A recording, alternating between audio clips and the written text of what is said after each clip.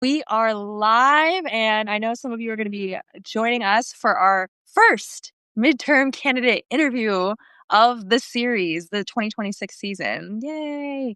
And we're starting off with a local race, Bryant Acosta out of Los Angeles, California. So it is actually much earlier over there than it is for me.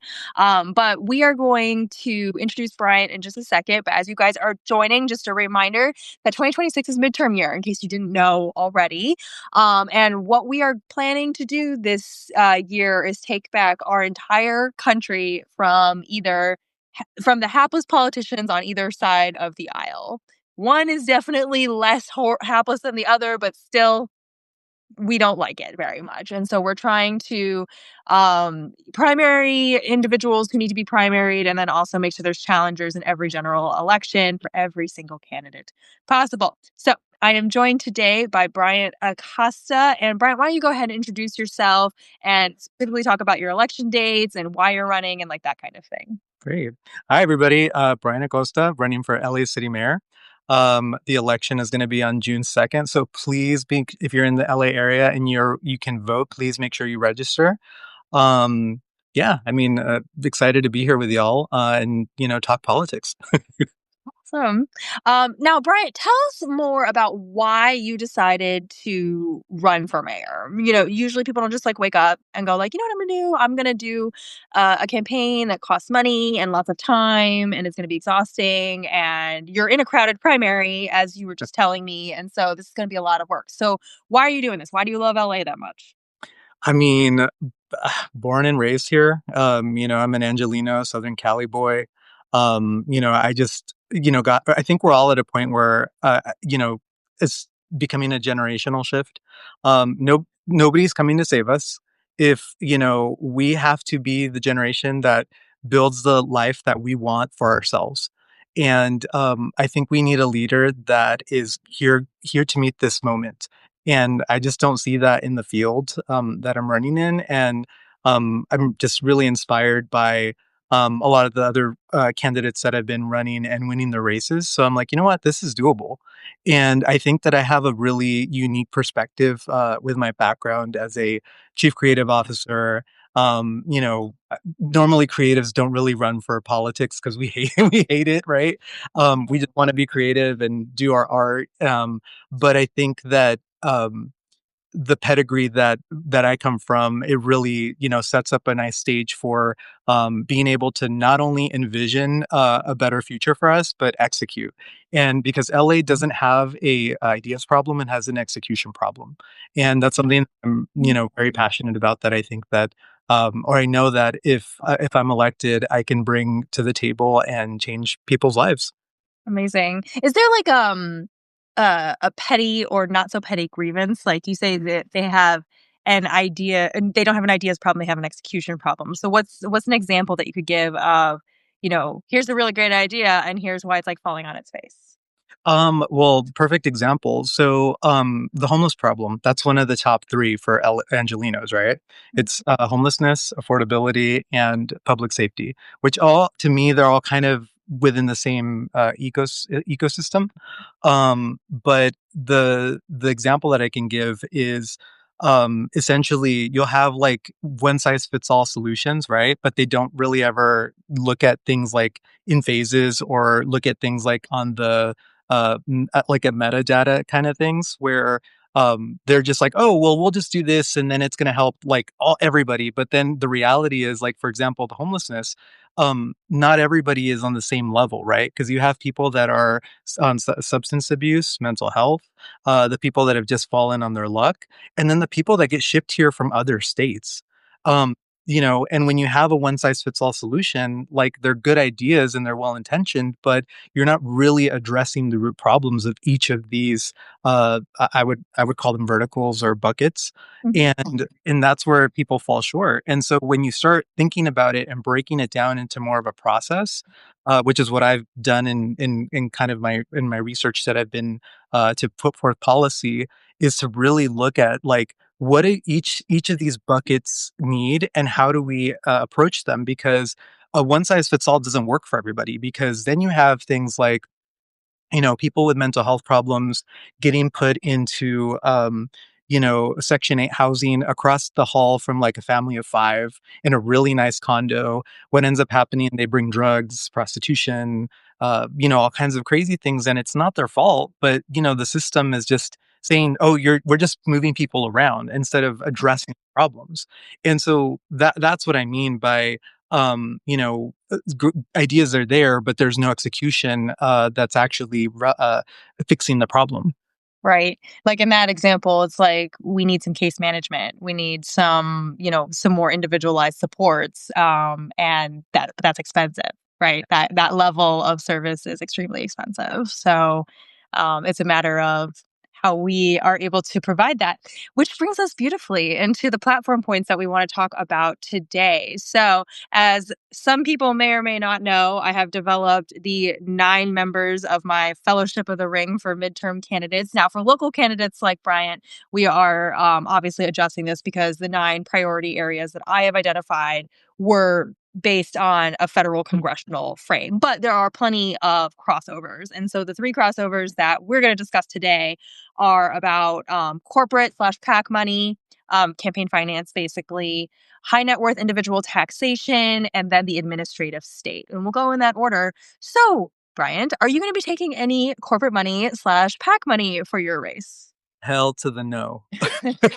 And the reason for that is I want to be able to take my vision and actually be able to execute it without having to worry about, oh, my donors, or oh, special interests, or oh, I owe favors. Like, absolutely not. I think that is the fundamental reason why everybody's frozen. Like, people may have good intentions, but at the end of the day, if somebody is paying for you to be there, then they're expecting, for you to pay the piper.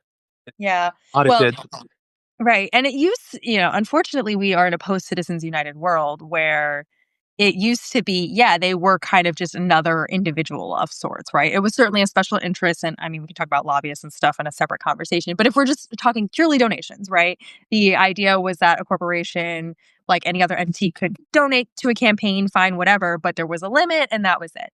And then CU really just jacked all of that up where, some candidates have flipped to most of their fundraising comes from the corporate/PAC side, or even worse, a super PAC, which is different from a PAC outside the scope of this conversation, but having all of that there. So you are committed to small donors and grassroots, which is very admirable. That being said, I would love to know how you plan to get the campaign done without having that backing, because that is the trade-off, right? Is if we're not taking corporate money, then we have less advertising dollars. And we all know that voters are typically going to be like, oh, yeah, I heard that person's name before. Like, that's what I'm going to do at the ballot box. Not everybody is going to actually do their research, unfortunately. So how are you going to get penetration without taking corporate money? I mean, I feel like I have a pretty strong community here. So I mean, we've already raised over 2,000, and I just launched my campaign like 2 weeks ago. So, it's like moving along. So people are definitely paying attention, and if we continue on that trajectory, I think it'll be good. The other thing, I think one of my superpowers is I'm a little bit of a one-man army given my background. So, being able to put my visuals together, my website, a lot of the marketing, all the upfront costs, I've been able to sort of, just build myself because that's my background. And so, being able to be really nimble, and I mean, and remember, I come from like the agency and entertainment world, so we're used to working with no money, but delivering like a really expensive, amazing campaign that is, multilingual, international, and all the things. So, I'm excited to take on the challenge. So I'm used to being the underdog, and I'm used to working with no money. So I'm ready to go. You're like, this is fine. This is Yeah, I'm good. amazing. All right, so let's talk about taxation. And one of my 9 commandments, as it were, is that we need to increase the marginalization for high net worth individuals. And for anyone who's like, marginalization taxes, like that's just a very short and sweet that, or I should say, it's a very complicated way. Words are hard of saying that not everyone should be paying the same tax rate. When we talk about progressive taxes, we're saying, someone who's making $50,000 a year, 5% for them is not 5% for someone making $1 million a year. And with that understanding, we have progressive tax rates where your tax bracket goes up the higher your income. But what has happened in this country is that people in the bottom 80-90% of the income ranges have ended up paying mostly their fair share, maybe a little bit more than they really need to. And then we have the top 10%, 5%, 1% that, we're getting to the billionaires up there. And you're in LA, so I'm sure you can talk about some of this, where we leave a lot of money on the table. And it's because they're job creators or they're going to reinvest in the economy somehow, some way. That's the trickle down thing from our good buddy Ronald Reagan. So that's all nonsense, and I have plenty of other content explaining why trickle down is nonsense and why individuals, particularly high net worth individuals that none of us would ever be except for inheriting a lot of money, need to be taxed at a much higher rate for their, at the very least, their income, and then we could talk about wealth and whatever. I don't know anything about LA. I'm on the East Coast. I'm a Virginia girl. I have zero understanding of the income levels or disparities or lack thereof of LA. So I would love, Bryant, for you to talk about what would be your tax plan if you could go in as mayor and be like, this is going to be the tax schedule now. Boom. And I know it's more complicated than that, but just like, if you're like, I won the race and now I get to implement this, what would you be trying to implement? So I want to take a step back. I Mhm. think I love everything that you said, and I think that this is that moment where we do have to reassess that, just because of we need to have some economic justice applied to everybody, and be able to have people pay their fair share. It's very simple. For LA, I want to take a step back because we work with a $13 billion budget, and when you look at what's being done in the city and what's not being done, I just really feel that there is a lot of waste, fraud, and abuse. And I, I used to love that term until the DOGE came and co-opted it and did the Yeah. total opposite of what they were supposed to do. But I'm very firm believer in being able to, take a budget, look at it, look at where the money is going, follow every penny, and sort of reassess that and do a reconcile. And the reason I want to take a step back is because in my phases and in my process, I want to start from ground zero, which is what is the actual money that we have, right? And how does that work? Because if we don't have to tax anybody, then we shouldn't right now. And it's because I want to go in phases, right? I don't want to just propose things and do like I said, one size fits all solutions. It's more about let's do phase one. Let's assess the budget. Let's assess what's happening. Let's assess the things that are working and not working. And if we do have to increase taxes, so be it. But they're not going to be for the working class because we don't have any more money to give. Like it's done. Like I mean, with inflation and everything, there's none there. And again, going back to the economic justice part of it, the ultra wealthy would be the place to go.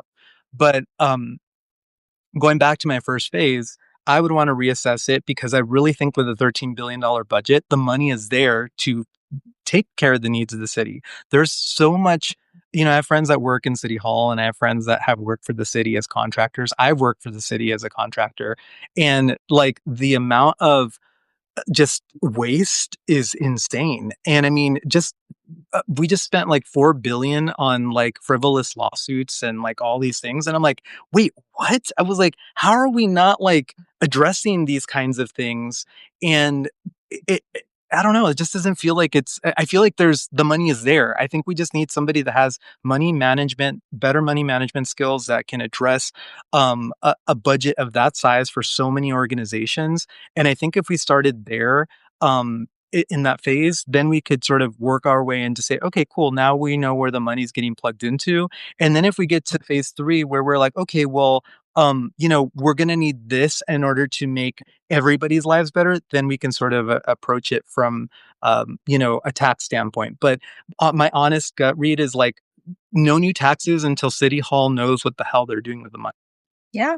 And I think that's a perfectly fair assessment. And I think that, when people are talking about economic justice, like you were just dating, most candidates, most, politicians are thinking like, well, first let's make sure we've got our arms around what it is, right? What is the budget? What's actually coming in? What's flowing out? What doesn't need to flow out? What should be flowing out but isn't, and all that kind of thing. And then saying, okay, where do we, how do we broaden the revenue base, as we would say, like in the fancy terms? Right. I definitely like, I probably sound like Robespierre all the time, like in the French Revolution days of like, let's, Off with their heads. right off with their heads, like take all the money. And that's actually not where I'm coming from ever. I am very like, I run nonprofits for a living, and my first step is always to be like, okay, let me understand what's happening first, Mhm. and then what, like, are we leaving money on the table? Is there money we're just not collecting, right? Yeah. Like that we've already taxed, if you will, but we're not getting for whatever reason, or are there expenses going up? It's like, we don't need to do that. We don't need to pay quite that much for it. And I appreciate that you're viewing it with that like level Mhm. um perspective, because I think often when we say tax the rich, which I believe in completely, Yeah, me too. um like, I'm all about taxing the rich, but I think it often gets co-opted, especially by conservatives, as being like, oh, you just want to roll in and immediately hike the tax rates. It's like, well, yeah, I mean, for Elon, sure, I like, if you made me Yes. president tomorrow, if you made me president or house speaker or whatever tomorrow, I would, his tax rate would be 90% tomorrow. Yeah. Like, I wouldn't wait for that. That being said, like, I also, before we do really anything, as far as I never push forward a big, beautiful bill in year one. How in the world do you know what to do after 2 months in office? It's just, anyway, that's the whole thing. So before, without going on down a million. Real quick, just gonna if I can Okay. add anything. So I also believe that we can't tax our way out of our problems. We also need to be in creative and bring in new revenue streams. I've been thinking about ways of how do we take the money that we put into the public sector or we give for grants and start reevaluating how that money is spent. Like I look at like Elon Musk, right? They come, they get the grants, they promise jobs, and then they get the grants, and as soon as they get all the money, then they're gone, right? I think we need to start looking at things from a government perspective, more of like an angel investor, right? So if we're helping you, if we're helping, grants, even for people that are like you and me, we're investing in you, but we need some sort of revenue to come back, whether it's through I don't know, just revenues to come back into the city. But if you look at an angel investor model, that's basically how it works. Like we're helping you, but you're helping us back, and it's coming back into the public because at the end of the day, it's your money, my money, everybody that watching's money, and we need to basically make sure that that money doesn't get tied up in any kind of shady dealings or just lost in the system. Right now, one of the well, especially for California because we're taxed to high hell here. And that's why I'm so sensitive about that as well. Because even for like wealthy people, I 1,000,000% agree with you on everything you said about taxing the rich. But I just feel like it's irresponsible because we already get taxed on so many things. And if you're not looking at where the money is going now and where you're assessing it, we could literally put 1,000,000% tax on everybody. You know what I mean? And it's not going to make a difference if we're not spending the money correctly or if it's getting, placed into places that it shouldn't be. And, the shady thing about it is we have an amazing controller here who is like doing a lot of the stuff that I want to do. I just want to plus it up now. Like, I'm like, oh my God, he's already doing some of this stuff. It's amazing. And like, he has a public dashboard of like where all the money goes. But the problem is yeah, it's amazing. But I want to go one step further. I want to have a civics app where you go into your app and you're able to see it like on your bank account. And I'm just like, dude, like we can do this. And that stuff's really exciting to me. But like he's running into roadblocks because you have City Hall with their private contractors, their developers, and all these things. They're not giving him access to the pennies. Like they're just like, oh well, this contract went out here, but then there's no like line items. You know what I mean? And so there's a big fight going on about that. And it just feels weird because City Hall literally paid $3 million for them to get an audit from a third party rather than using the controller. And to me, that just sounds really shady. And I'm just like, and the kicker is they didn't even get the results that they wanted. They went back and said, oh, this was just preliminary because they didn't get the audit that they were hoping for. So to me, that says there is waste, fraud, and abuse. Like the money is there. Like $13 billion. That's like the GDP of some small countries. So I'm just like, what are we doing? And so that whole thing is just it's wild to me. But this idea of being able to create new revenue streams, think outside of the box, and also bring in like sponsorships and partnerships to the city, because that's something that we do in marketing and like brand advertisement is always partnerships. Who do we partner with? Like there's so many opportunities here because we're a creative city. So looking at it from through the lens of an agency or a marketing agency, we can do those same things, but on a citywide level so that we're not having to always have the taxpayer fit the bill. Amazing. I love that, and I love a great auditor or controller. I said before, I'm in nonprofit management. They are my best friends. I find these people to be kind of the best part of our society because, like that's why I love Inspector. When he, as in Trump, fired all the inspector generals earlier this year, I was just like, yeah. I disliked you before, but if I didn't, I now absolutely dislike you because these are the people, as much as like people roll their eyes when it's audit time, oh, I have to pull all these things and whatnot. But when it comes to our tax dollars or donated dollars or whatever it is, it's like these are the protectors of waste, fraud, and abuse. Like they make sure that that doesn't happen. And I love that there's a dashboard to see like the audit. And your idea of an app is brilliant. Like I wanted to double click on that. Like let's do more of that, please. Like what a great idea. like uh, like I'm really excited, like, and that's like my background, right? Because I come from also tech. I worked, Right. oh my background is so diverse, it's crazy. Like I feel like I've done everything. But I've worked in tech for a while, so developing apps. And so I'm like, oh my god, we can use an app and basically bring our civics into the 21st century. Because you like right now, even to like get like a permit or pay a parking ticket, there's like 50 different sites. I'm like, no, let's have it like in the palm of your hand, one click, and that's it. You shouldn't have to do a million things. And in the app, guess what? It's also going to tell you like this is the timeline, this is whose desk is sitting on right now. You can send an email directly to them and say, hey, what's up? Right. Like Amazing. that's the accountability. Yeah, and that leads us perfectly into a robust/nimble administrative state. We've already gone into point 3 without even having to try, so that is amazing. Like, you've talked about, first of all, but leveraging technology and bringing civics to the phones, the devices, right into the eyeballs of the people. I mean, I sometimes wanna throw my phone into the river and never see it again, but I recognize that technology is mostly a force for good if people are using it for good. And I like all the ideas that you just listed are amazing. Is there any other way that you would bolster the administrative state? You talked about, plus up the actions of the controller you've already got, which is amazing, and, the technology. Are there any other action items that you have? Yeah, I would want to look at all the third party stuff, so third party organizations and contractors, because we're I don't know if you know what LASA is, but that's like they basically are in charge of like a lot of the homeless projects. They actually just got in trouble because they didn't pass their audit, and so there's a lot of like shady dealings that are happening that haven't been confirmed yet, but I mean they're dropping like flies basically right now. And Mm, when I look at that, I'm like, we need to reevaluate and assess these things. Like when I worked at agencies and we needed to reassess like the vendors we were working with, we would just say, you know what, fuck it, we're gonna bring everybody back to the house and we're gonna reassess and build a hierarchy, because that's how we were able to save on money and cut back on the fraud and waste. Because you're like, okay, now we have like an in-house team that is really looking at things and we cut out the middlemen.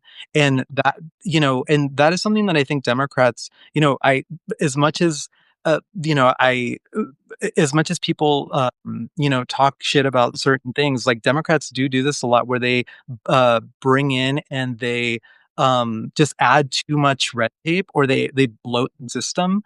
And so one of the things that I want to take a look at is like, how do we like avoid doing that? You know what I mean? Like we don't want to just have a fat system to have a fat system. We have a functioning system. And so being able to reassess those contracts is going to be key in order to be able to get the process stabilized and also get Los Angeles back on track. Amazing. I really, one of those things like the direct service issues, I could not agree more with your assessment of that. I get really frustrated with the privatization movements and the contracting and whatnot. I'm not saying contractors have no place in an administrative state, like not at all. There are some things that it just makes sense if someone is doing something amazingly and you can, and you don't have to like reinvent the wheel, hire them. Yeah. Great. And then audit the contract all of But the time. also, also you have to, in order to, I have contracts with, because I run a small business and I have contracts with Marriott. And so I have a couple of hotels that I run here, on the entertainment side of things. And they grade me. If I do a crappy job, I'm going to lose my contract. Like that, like we need to have that level, not, oh, they're my friend, so they're going to get the contract no matter what they do. Like we're going to cover their butt. And that's like what's happening. And I think that we need a strong leader to come in and say enough is enough. Like this is our money that we're basically throwing away, and we could be using it for other things that are more important. I mean, LA has so many things that, I mean, look at what happened with the fires. We couldn't have used that money to do something there. Absolutely. Right. I feel like if I were to summarize your positioning and your platform, it's like what DOGE should have been but wasn't. Yeah. That's what you want to go in and do. And again, to push back on the rhetoric from, conservatives and maybe also some liberals, it's like just because someone is left doesn't mean we're like spend all the money and everyone gets everything for free and who cares about bills and revenue and what. Absolutely not. It's like more about we'd like to prioritize, and if it's certain things, spend. If it's healthcare, if it's food, spend all the money, do Right. it, but also spend it in a way where it actually effectuates outcomes, and we're not going to leave money on the table. When you were mentioning your app earlier, I was like, oh my gosh, what a way to capture revenue. Like I don't have to chase you down for your parking ticket. You just got a like notification all the time saying like, hi, pay your Yep. ticket. But how much bad debt do we write off every year just because we can't collect it, when it could be something as simple as like a push notification. So Yeah. I really, really love the way that you're presenting this as like, let's just put in some common sense ideas, and also let's walk in, not barrel in like a bull in a china shop, but like let's actually walk in and understand the situation. It's reminding me of Clinton's like Doge thing that he did. Like people don't realize it. And by the way, people like not a Clinton worshiper or fan really by any stretch. Like don't, this is not endorsement of Bill Clinton. But if you're going to downsize or right size or Doge anything or whatever, the way that his administration did it was at least the right process. We can argue all day long about how it actually like fell out and whatever, but we got a surplus for a reason, was because there was some common sense things put in. He can be a garbage person and also have managed to do the right thing for the administrative state. Two things can be true at the same time.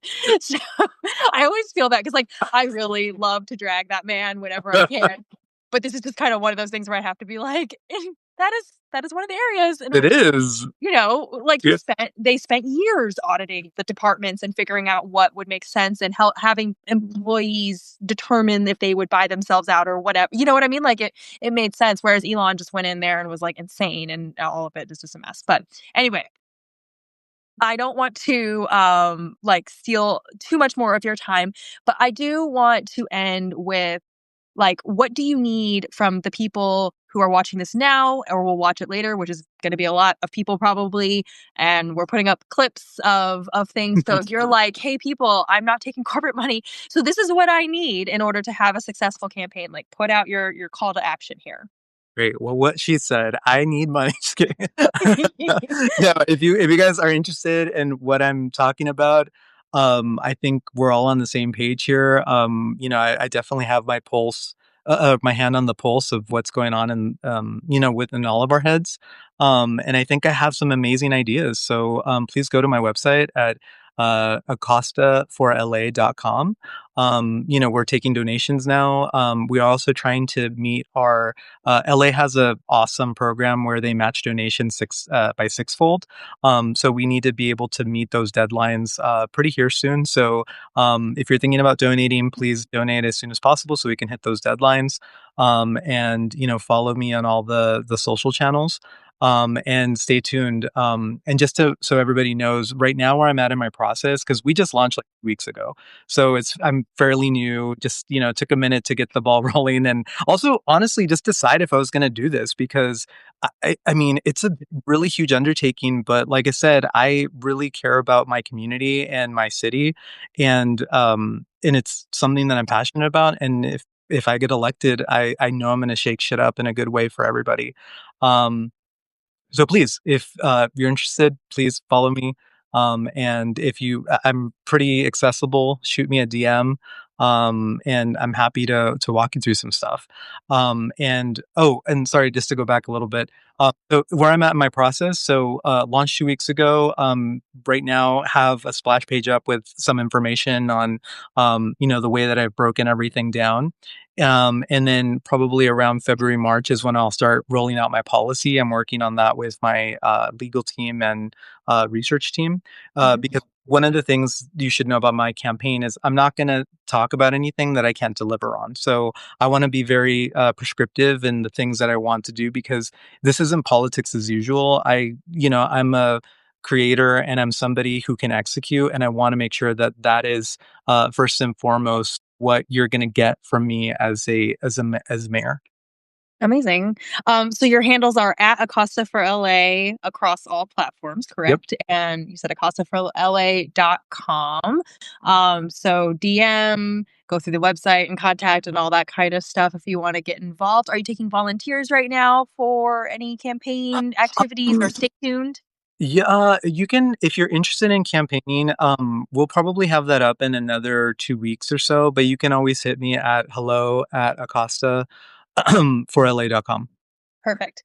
And then your primary is June 2nd, and you're running in the Democratic primary. Are California primaries open or closed? They're open. Okay, so you don't have to be a registered party to participate in primaries. And this year, 2026, every single person who's in an open primary state like Virginia, mine, or California, Brian's, you need to go vote in them. Whether you're going to screw up the party of the one that you want to mess up, or if you're going to actually push a candidate. In this case, you have a lovely candidate to choose from in the Democratic primary, so you should go do that. And then the general election is what date? I think it's a general election. Well, so LA is very special. So basically, on June 2nd, there's the primary. So whatever candidate gets 50 plus one votes percentage, they will go on to as the primary candidate. If nobody gets that, then there'll be a runoff, and that'll be in November. Okay. All right. Amazing. All right. Well, everybody, thank you so much for joining. Brian, thank you for your time today. And thank you for choosing to run for something because that is awesome.